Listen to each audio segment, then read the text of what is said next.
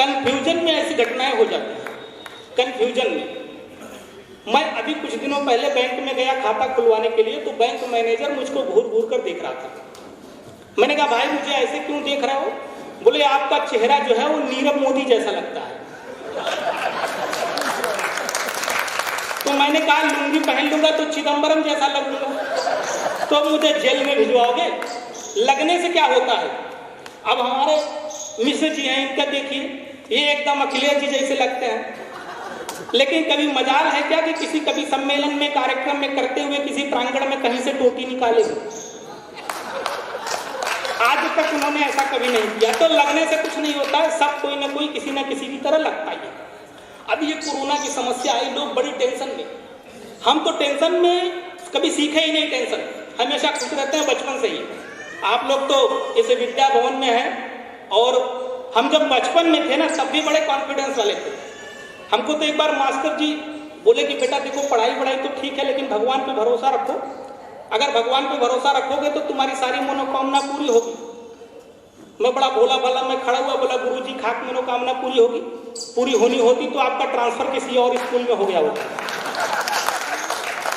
तो बचपन से इस तरह की हरकत हमारे साथ चलते रहे। अभी आप सब लोगों ने देखा, बहुत बड़ी घटना हुई, बड़ी बाबा जी और महाराजा की बात हुई। हमारे बापू आसाराम जी अंदर चले गए। मैं बड़ा सम्मान करता हूँ भाई, श्रद्धा की बात है, कोई दिल पे मत लेना, लेकिन जो स्थिति है वो सब जानता है। तो बापूजी जब जेल में गए तो मैं भी पहुंच गया वहां। मैंने कहा बापूजी आप जेल में आए हो और राम रहीम पे बात चल रही है, आपको कैसा लग रहा है? हमने कहा वो भी जेल में आने वाले हैं, आपको कैसा लग रहा है? बोले लग तो अच्छा रहा, लेकिन हनीप्रीत आती तो और अच्छा लगता।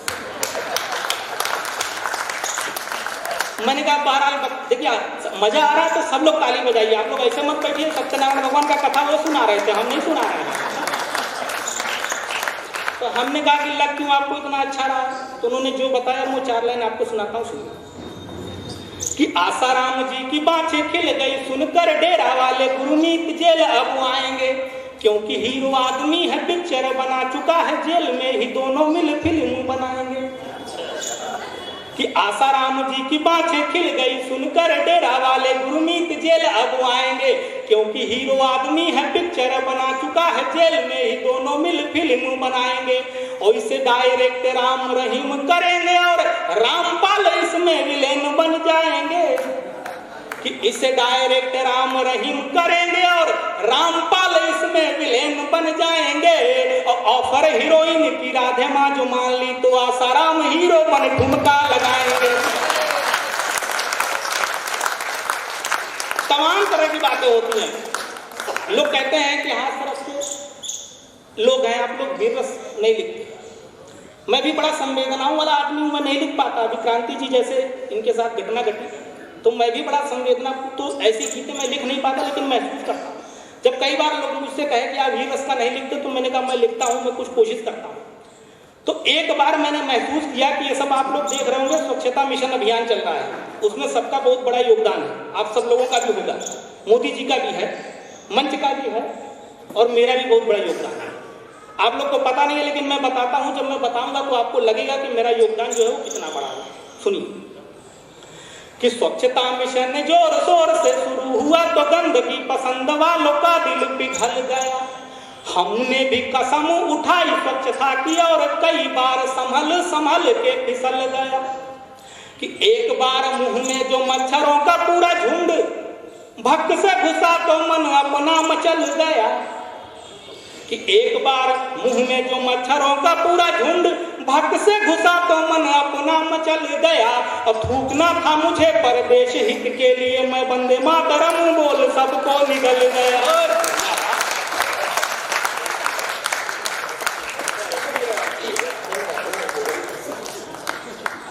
देशभक्ति है हमारी, और हम ही नहीं, हमारी पत्नी भी बहुत कॉन्फिडेंस वाली है। तो आप लोग मुझे भी कुछ बनाने में विचार कर सकते हैं, क्योंकि मेरा योगदान भी इतना आसान नहीं, हल्का वाला नहीं है। तो मैं बता रहा था, जैसे मैं कॉन्फिडेंस वाला, मेरी पत्नी भी बहुत कॉन्फिडेंस वाली है। अब मैं अभी 2-3 महीने पहले बाल बनवाया। आप सोच रहे होंगे इसको बनवाने की क्या जरूरत है, लेकिन कभी कभी इसलिए हल चलवा लेता हूं ताकि इस बार फसल कुछ अच्छी आ जाए। जब मैं बाल बनवा करके निकला तो लोग तरह तरह के प्रश्न करने लगे, लेकिन मेरी पत्नी का कॉन्फिडेंस देखिए, 4 लाइन रखा हुआ कि मेरा सर कूल होकर बाल के कुछ बीज बोता है, मेरा सर कूल होकर बाल के कुछ बीज बोता है, मेरा बच्चा मेरी इस खोपड़ी को देख रोता है, हुआ गंजा उसी दिन से धर्म पत्नी लगी कहने, हमारे चांद का दीदार हमको रोज होता है। ये कॉन्फिडेंस। और आज हम जिस उद्देश्य के लिए यहाँ एकत्रित हुए हैं पुलवामा के शहीदों की स्मृति में, निश्चित रूप से वही सही उद्देश्य है।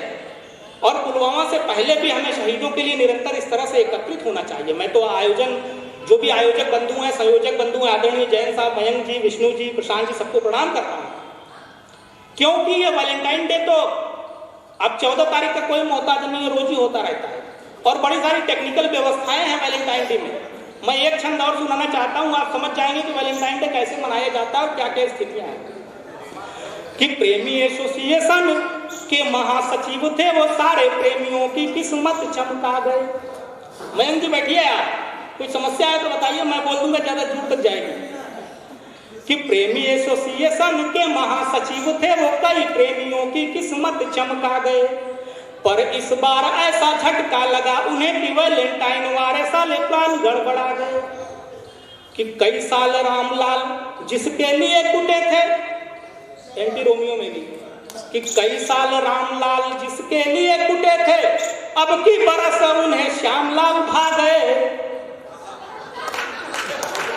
कि कई साल रामलाल जिसके लिए कुटे थे, अब की बरस उन्हें श्यामलाल भा गए। तो बुके की जगह हाथ लठ लिए रामलाल ताल ठोक कर बजरंग दल में आ गए। ये परिवर्तन है। बहरहाल एक हास्य का गीत सुनाना चाहता हूं मैं, 2 मिनट का गीत है, आप सब लोग सुनिए और आनंद लीजिए इस कविता का। मेरा प्रयास है कि आदरणीय दादा रामेंद्र जी बैठे हुए हैं, राजकुमार जी बैठे हुए हैं, कि छांदा से हाथ से लिखा जाए और उस पर क्यों ना फोकस किया जाए। तो आज मैं उसी के अंतर्गत एक कविता सुनाता हूं आपको, और यहाँ पे जो बैठे हुए बुजुर्ग लोग हैं उनको भी आनंद आएगा।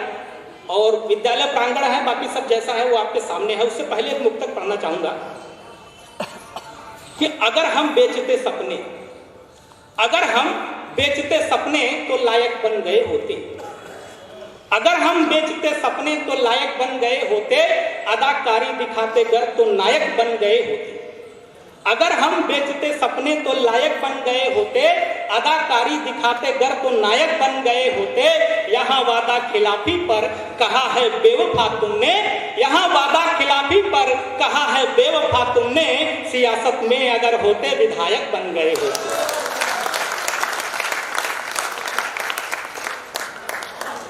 आप हर अखबार की ताजा कहानी हो गए। देखिए व्यंग देखिए कैसे पहुंचता है कि आप हर अखबार की ताजा कहानी हो गए और हम गुजरे जमाने की निशानी हो गए। आप हर अखबार की ताजा कहानी हो गए और हम गुजरे जमाने की निशानी हो गए। साथ ही थे, साथ ही है, फर्क बस इतना हुआ, आप मोदी हो गए हम आडवाणी हो गए। मोदी हो गए हम आडवाणी।